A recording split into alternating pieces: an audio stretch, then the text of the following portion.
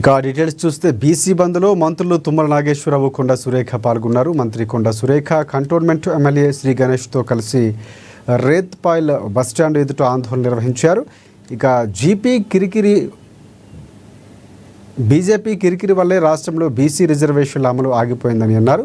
స్థానిక సంస్థలో బీసీలకు 42% రిజర్వేషన్ల కోసం సీఎం రేవంత్ రెడ్డి చిత్తశుద్ధితో పనిచేస్తారని పేర్కొన్నారు.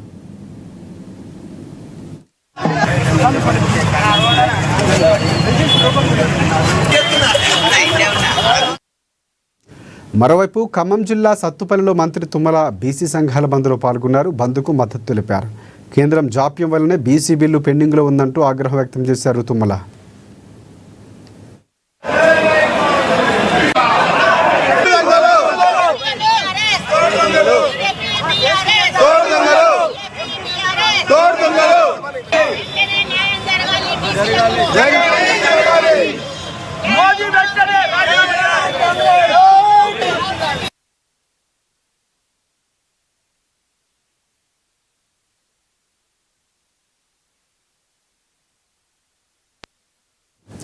బీసీలకు న్యాయం కోసం అన్ని పక్షాలు బంద్కు కలిసి రావాలన్నారు ఎమ్మెల్సీ